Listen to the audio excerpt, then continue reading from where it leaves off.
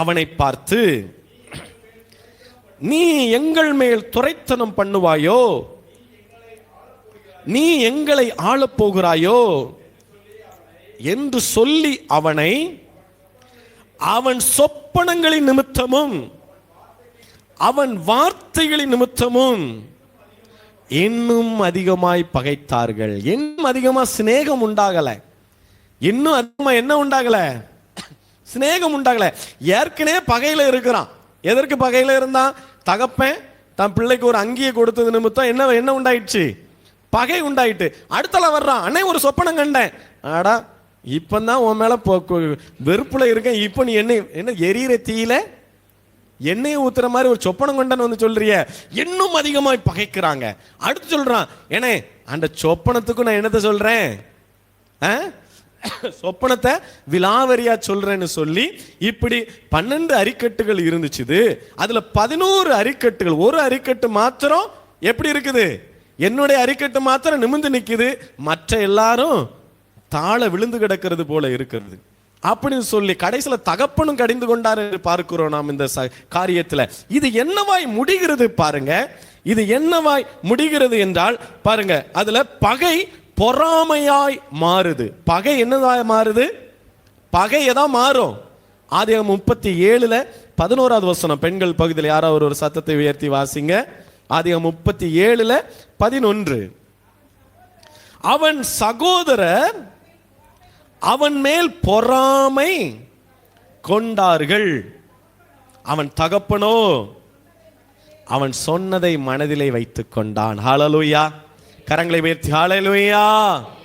அங்க என்ன வருகிறது பாருங்க, அவன் சகோதரர்கள் அவன் மேல் பொறாமை கொண்டார்கள். இந்த பகை கொஞ்சம் கொஞ்சமா மாறி என்னவாயிட்டு? ஆகையால் தான் சொன்னேன், பொறாமை கண்ணோ வென்றால் அதற்கு முன்னிக்கத்தக்கவன் யார்? அப்படி சொன்னோன்னே இது என்ன ஆகுது? கடைசியில் விட்டுட்டு அவங்க ஆடு மேய்க்கிற இடத்துக்கு போயிட்டாங்க. தகப்பன் ஒரு நாள் யோசேப்பை கூப்பிடுறான். யோசேப்பு, நீ வா, உன் சகோதரர்கள் ஆடு மேய்த்துட்டு இருக்கிறாங்க, அவர்கள்ட்ட நான் உன்னைய அனுப்ப போறேன். அவங்களுடைய சேமம் எப்படி, அவங்களுடைய நலன் எப்படி, அவங்களுடைய சுக செய்தி என்ன, அவங்களுடைய காரியத்தை என்கிட்ட கொஞ்சம் பகிர்ந்து கொண்டு வா என்று தகப்பன் வீட்டிலிருந்து தன் கூடாரவாசியாய் இருந்த தன்னோடு இருந்த தன் பிள்ளை யோசேப்பை சகோதரர்கள் ஆடு மேய்த்துட்டு இருக்கிற நலன் புலனை விசாரித்து நீ வா என்று சொல்லி அனுப்புகிறான். அவர்களுக்கு ஆகாரம் கொடுத்து இவன் என்ன செய்யறான்? போமண்டன் சொன்னானா? இல்ல, ஏற்கனவே அவன் பகைக்கிறான், ஏற்கனவே பொறாமை கொள்றான். வா வா நான் வச்சுக்கிட்டுதான் சொல்லிட்டு தான் போயிருக்கானுங்க ஆடு மேய்க்க.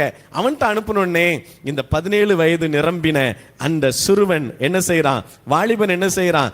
அப்பா நான் போறேன்ப்பா, அன்னிட்ட போயிட்டு வரேன்னு சொல்லி அவர்களுக்குரிய வேண்டிய ஆகாரங்களை எல்லாம் எடுத்துக்கொண்டுட்டு போறான். எடுத்துக்கொண்டுட்டு போன உடனே அவர்கள் அங்கே அவன் திசை தெரியாமல் அவன் போகிற எங்க இருக்கிறேன்னு சொன்ன இடத்தை விட்டு அவங்க மாறி போயிட்டாங்க. இன்னொரு வேறு இடமாய் ஆடுகளை ஒட்டி கொண்டு போயிட்டாங்க. ஆனால் அவன் அங்கே தேடி திரிகிறதை பார்த்தால் அவர்களை அங்கே காணும். இவன் 17 வயது நிரம்பிய அப்பெல்லாம் போன்லாம் இல்லை, உடனே போன் அடிச்சு எங்க இருக்கீங்கன்னு கேட்கறதுக்கு. அப்போ அங்கே வழியாய் வந்தவன் இவன் தப்பி திரிகிறவனை போல் தெரிகிறதே என்று சொல்லி உன் காரியம் என்ன என்று கேட்கும் பொழுது அவன் சொல்லுகிறான், என் சகோதரர்கள் ஆடுகளை மேய்த்துக் கொண்டிருந்தார்கள், அவர்களை எங்கே என்று நான் தேடி திரிகிறேன் என்று சொல்லும் பொழுது அவன் சொன்னான், அவர்கள் இந்த இடத்தை விட்டு தோத்தானுக்கு போறதாக அவர்கள் சொல்ல நான் கேட்டேன் அப்படின்னு சொன்ன உடனே மறுபடி தோத்தானுக்கு ஓடுகிறான். நாம என்ன செஞ்சிருப்போம்? அண்ணனை பார்த்தேன், தேடினேன், இல்லை, காட்டுக்குள்ள போய் என்னமே தேட முடியும், பேசாம வீட்டை பார்க்க வந்துட்டேன். அவன் அன்பின் மிகுதி என்ன செஞ்சது தெரியுமா? அன்பின் மிகுதி என்ன செஞ்சு தெரியுமா? பொறாமை கொண்டவனுக்கும் பகைத்தனுக்கும் ஆகாரம் கொடுக்கும்படியாக மறுபடியும் தோத்தானை அவன் தொடருகிறான். தோத்தானுக்கு போகிறான். அங்கே போகும் பொழுது, அண்ணனுடைய ஆடுகள், என் மந்தைகளை நான் கண்டுவிட்டேன், என் சகோதரர்களை கண்டுவிட்டேன். தூரத்தில் பார்க்கும் பொழுது அவன் யோசேப்பு மிகவும் சந்தோஷமாய், ஐயோ இவ்வளோ தேடி திரிந்தேன், இப்பொழுது என் சகோதரர்களை கண்டுபிடித்தேனே என்று சொல்லி அவன் வரும் பொழுது சகோதரர்கள் எல்லாரும் தூரத்தில் வரும் பொழுது இவனை காண முடிகிறது. ஏன் காண முடிகிறது தெரியுமா? அவனுடைய அங்கி பலவர்ண அங்கி, ஒரு வித்தியாசமான ஒரு ஆடையில் வருகிறான். அந்த வஸ்திரத்தை கலத்திருக்கே வேண்டாம் போல, அப்படித்தானே? முன்னாடிலாம் நிறைய வஸ்திரங்கள் அடுக்கடுக்கா வஸ்திரம் கொடுத்ததை கூட பெருசா போட்டிருக்கும். இத்தனை வருஷத்தை வஸ்திரத்தை உரிந்து கொண்டான், இத்தனை மாற்று வஸ்திரத்தை கொடுத்தான். சிம்சோன் எல்லாம் பார்க்கிறோம்ல, அந்த நரிகளை பிடிச்சிட்டு எத்தனை மாற்று வஸ்திரத்தை கொடுத்தான் பார்க்கிறோம். அப்ப வஸ்திரம் ஒரு பெரிய விஷயம். இப்ப நமக்கு ஒரு பொருட்டாவே என்னல, வருஷத்துக்கு ஒரு தடவை இவ்வளவு வஸ்திரத்தை எரிக்கிறோம், அப்படிதானே? தூர போடுறோம், கழிக்கிறோம். கர்த்தர் நம்மை ஆசீர்வதித்திருக்கிறார், அது தவறல்ல. கர்த்தர் நம்மை ஆசீர்வதித்திருக்கிறார். இந்த வஸ்திரம் கூட இல்லாம எத்தனையோ பேர் இருக்கிறாங்க தெரியுமா? ஒரு நேரம் அடுத்த மாற்று வஸ்திரம் இல்லாம இருக்கிறாங்க. எத்தனையோ தேசம் இருக்குதுங்க. நாம நினைக்கிறோம் எல்லாம் நமக்கு இருக்குதுன்னு சொல்லி, ஆனா இது கூட இல்லாம எத்தனையோ தேசத்துல அடுத்த சட்டையை போடுறதுக்கு, அடுத்த ஷர்ட்டை மாத்துறதுக்கு, சின்ன பிள்ளைக்கு அடுத்த வஸ்திரத்தை மாத்துறதுக்கு என்ன இல்லை? ஏன் ஒரு நேரம் பால் கொடுக்கறதுக்கு, பால் வாங்குறதுக்கு ரூபாய் இல்லைங்கும் போது வஸ்திரம் வாங்கி போட முடியுமாங்க? இப்படிப்பட்ட தேசம் இன்னும் நம்முடைய உலகில் இருக்கிறது. ஹல்லேலூயா, ஹல்லேலூயா. அந்த வஸ்திரம் அவனை தூரத்தில் இருந்த யோசேப்பை கண்டு கொண்ட உடனே, அந்த கண்டு கொண்டனே, ஐயா நம்ம யோசேப்பு நமக்கு என்ன கொண்டு வந்துட்டான்? சாப்பாடு கொண்டு வந்துட்டான். தம்பி தூரத்தில் இருந்து வாரான்னு சொல்லி ஓடி போய் கட்டி தழுவினானுங்களா? என்ன செஞ்சான் பாருங்க. அந்த பொறாமை அவனை எப்படியாய் மாறி கொலை செய்ய தூண்டினது பாருங்க. அதுல 18வது வசனத்தை பாருங்க. 18வது வசனம், அவர்கள் அவனை தூரத்தில் வர கண்டு அவன் தங்களுக்கு சமீபமாய் வரும் முன்னே அவனை கொலை செய்யும்படி சதி யோசனை பண்ணி, அவனை தூரத்துல பார்க்கும் போதே, கிட்ட வந்து அவன் மீண்டும் ஏதாவது பேசினா பார்த்துக்கலாம்ப்பா, இப்ப ஏதாவது அவன் பேசினான்னா அவனை ஒரு வழி பண்ணிடுவோம் அப்படின்னு இல்லை. ஏன் தூரத்தில் வரும்போதே கொலை செய்ய திட்டமிட்டுட்டான்? ஏன்? இந்த பகையை மறைச்சு வச்சுக்கிட்டே இருக்கிறான், இந்த விரோதத்தை மறைச்சு வச்சுக்கிட்டே இருக்கிறான், இந்த பொறாமையை உள்ள வச்சுக்கொண்டே இருக்கிறான். இந்த பொறாமை எப்பமாவது என் கையில மாட்ட மாட்டியான்னு இந்த எண்ணம் அவன் தூரத்தில் வரும் பொழுதே, தூரத்தில் பக்கத்துல வந்து வாக்குவாதம் பண்ணல, அவனை ஒன்னு சகோதரனை எதிர்த்து பேசல, எதுவும் தப்பா பேசல, ஆனா தூரத்தில் வரும் பொழுதே அவனை கொலை செய்ய திட்டமிட்டது எது? பகையை மறைத்து வைத்தது. அன்பு அல்ல, பகை ஒளித்திருக்கிறது. ஏன்? அங்க இருக்கும்போது அவனை, அங்க தகப்பன் இருந்தாரு, அங்க யாரு இருந்தா? தகப்பனை மிஞ்சி எதுவும் செய்ய முடியாது அங்க காரியம். ஆகையால் நீ வருவெல்லா பார்த்துக்கிடுறேன், நீ வருவெல்லா பார்த்துக்கிடுறேன். இதைத்தான் காயினும் ஆபேலும் செய்தார்கள். அங்கே எங்க கொண்டு போனான் அவனை? தோட்டத்துக்குள்ள கொண்டு போய் கொலை செய்தான். இங்க என்ன நடக்கிறது பாருங்க. அதுல ஒரு வசனம், 19வது வசனம் என்ன சொல்லுகிறது பாருங்க. ஒருவரை ஒருவர் நோக்கி, இதோ முதல்ல என்ன சொன்னாங்க? அவனை தூரத்துல வரும்போது கொலை செய்ய சதி செஞ்சுட்டாங்க. ரெண்டாவது என்ன சொல்றாங்க? சொப்பனக்காரன். அப்ப இவனுடைய சொப்பனம் அவன் யோசிச்சுக்கிட்டே இருந்திருக்கிறான். அந்த சொப்பனத்தின் நிமித்தம் யோசேப்பை பகைத்தது மாத்திரமல்ல, கொலை செய்வதற்கும் துணிஞ்சிட்டாங்க பாருங்க. அடுத்த வசனம் சொல்லுகிறது பாருங்க. அடுத்த வசனம், நாம் அவனை கொன்று இந்த குழியில் ஒன்றிலே அவனை போட்டு ஒரு துஷ்ட மிருகம் அவனை பட்சித்தது என்று சொல்லுவோம் வாருங்கள். அவனுடைய சொப்பனங்கள் எப்படி முடியும் என்று. அப்ப விரோதம் எதுக்கு தான்? ஒன்னு ட்ரெஸ் கொடுத்தது, ஒன்னு தகப்பன் சிநேகமா இருந்தது, இரண்டாவது என்னது, மூன்றாவது என்னது, அவன் சொப்பனம் கண்டதே தப்பு. அந்த சொப்பனமும் இந்த விதமா கண்டிருக்கிறானே, அப்போ அது ரொம்ப தப்பு. அவன் சொப்பனம் எப்படி நிறைவேறுதுன்னு பார்ப்போம். அப்போ தேவன் ஒரு திட்டத்தை கொடுப்பாரே ஆனால், ஒரு மகனுக்கு ஒரு தரிசனத்தை கொடுப்பாரே ஆனால், ஒரு சொப்பனத்தை கொடுப்பாரே ஆனால், ஒரு திட்டத்தை விலாவரியா கொடுப்பாரே ஆனால், அதை நிறைவேற்றி முடிப்பாரா முடிக்க மாட்டாரா? யோசேப்புடைய வாழ்க்கையில் அதை பாருங்களேன். ஆனா இப்பொழுது நடந்தே இருக்கிறபடி இது முடிகிறதற்கு சாத்தியம் அல்ல. அவனை என்ன செஞ்சுட்டாங்க? குழியில, அது தண்ணீர் இல்லாத குழியில, அதுல சொல்லப்பட்டிருக்கு தெரியுமா?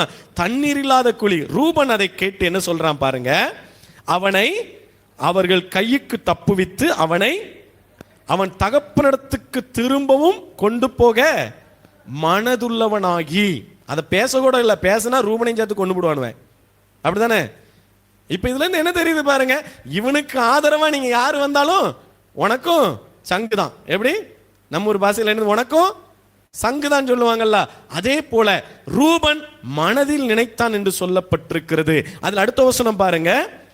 அவர்களை நோக்கி, அவனை கொல்ல வேண்டாம், நீங்கள் இந்த ரத்தம் சிந்தல் ஆகாது, நீங்கள் அவன் மேல் கை வையாமல் அவனை வனாந்தரத்தில் உள்ள இந்த குழியிலே போட்டு விடுங்கள் என்று சொல்லி, இவ்விதமாய் ரூபன் அவர்கள் கைக்கு தப்புவித்தான். யோசேப்பு தன் சகோதரிடத்தில் சேர்ந்த போது, யோசேப்பு அப்ப சேர்றதுக்கு முன்னாடி எவ்வளவு பிளான் நடந்திருக்கு பாத்தீங்களா? கிட்டே வரல, அதுக்கு முன்னாடி எவ்வளவு பிளான். இப்ப சத்துரு எவ்வளவு பிளான் பண்றான் பாருங்களேன். சத்துரு, நீ அங்கிருந்து தூரத்துல வர்ற, உன் ஆசீர்வாதம் தூரத்துல இருக்குது, தூரத்துல இருந்து உன் கையில கிடைக்கிறதுக்கு முன்னதாக சொப்பனத்தை தாங்க கண்டான், சொப்பனத்தின்படி நடக்க கூட இல்லை. ஆனால் அங்கே சகோதரர்கள் பகைத்தார்கள். கிட்ட வந்தாச்சு. கிட்ட வந்த உடனே யோசேப்பு என்ன நினைச்சிருப்பான்? யோசேப்பு என்ன நினைச்சிருப்பான்? நீ அப்பாட்ட இருந்து வந்திருக்கியா, என்ன செய்தி, எல்லாரும் அங்க எப்படி இருக்கிறாங்க? ரூபன் கேங்க, என் பிள்ளைங்க எப்படி இருக்காங்க, உன் பிள்ளைங்க எப்படி இருக்காங்க, எல்லாரும் நல்லா இருக்காங்களா, தம்பி பெஞ்சமின் எப்படி இருக்கிறான், இப்படிலாம் கேட்பாங்கன்னு யோசேப்பு நினைச்சிருப்பான். ஆனா வந்த உடனே என்னது காத்து இருந்துச்சு? நீ எதிர்பார்த்த முடிவுகள் எல்லாம் தோல்விகளை போல தெரியலாம். எதிர்பார்த்த மனிதர்கள் தோல்வியை உனக்கு காட்டலாம். நீ நேசிப்பார்கள் என்று வந்த உறவுகள் உனக்கு எதிராய் எழும்பி நிற்கலாம். சகோதரர்கள் உனக்கு விரோதமாய் எழும்பி நிற்கலாம். சகோதரிகள் உனக்கு விரோதமாய் எழும்பி நிற்கலாம். குடும்பங்கள் உனக்கு விரோதமாய் எழும்பி இருக்கலாம். சத்துருக்கள் உனக்கு விரோதமாய் எழும்பி இருக்கலாம் இந்த வேளையில. ஆனாலும் நீ ஒன்றை ஒன்று புரிந்து கொள்ள வேண்டும். அவனை முதல்ல பாருங்களேன், பொறாமை கொண்ட ஜனங்கள் அதை என்ன செஞ்சாங்க பாருங்க. அந்த வசனத்தை மாத்திர வாசிப்போமே. யோசேப்பு தன் சகோதரிடத்தில் சேர்ந்த போது யோசேப்பு உடுத்திருந்த பலவர்ண அங்கியை கலட்டப்பட்டாச்சு. அவன் வஸ்திரம் உரிந்து கொள்ளப்பட்டாச்சு. இந்த வஸ்திரத்து நிமித்தம் என்ன வந்துச்சு? வஸ்திரத்து நிமித்தம் என்ன வந்தாச்சு? பொறாமை. சரிப்பா, அந்த வஸ்திரத்தையும் கொடுத்தாச்சு. ஆனா நீ எது நிமித்தம், உன்னுடைய உடைமைகள், உன்னுடைய வஸ்திரங்கள், உன்னுடைய ஆகாரங்களாய் இருக்கலாம், எல்லாத்தையும் பட்சித்து போட்டுடலாங்க. சத்துருவாய் இருக்கிற ஜனங்கள், குடும்பங்கள், உறவுகள் எல்லாத்தையும் எடுத்து போட்டுடலாம். ஆனா உனக்குள்ள மறைந்திருக்கிற, உனக்குள்ள ஒளிந்திருக்கிற, உனக்கு தேவன் வைத்திருக்கிற திட்டத்தையோ, உனக்கு வைத்திருக்கிற தரிசனத்தையோ, உன் பின் நாட்களில் செய்ய போகிற காரியங்களையோ கர்த்தர் உனக்கு வெளிப்படுத்தி இருப்பாரே ஆனால் அதை ஒரு மனிதராலையும் எடுத்து போட முடியாது. ஹல்லேலூயா, ஹல்லேலூயா. தகப்ப கொடுத்ததை பிடிங்கிட்டாயா. ஆனா சொப்பனத்தை எப்படி எடுப்பான்? சொப்பனத்தை அவன் உள்ளத்தில் இருக்கிறது, தரிசனமாய் இருக்கிறது, திட்டமாய் இருக்கிறது, அவனுடைய கனவாய் இருக்கிறது. இந்த கனவு எப்படி நிறைவேறணும் பார்ப்போம்னு சொல்லிதான் எதுல தூக்கி போடுறாங்க? குழி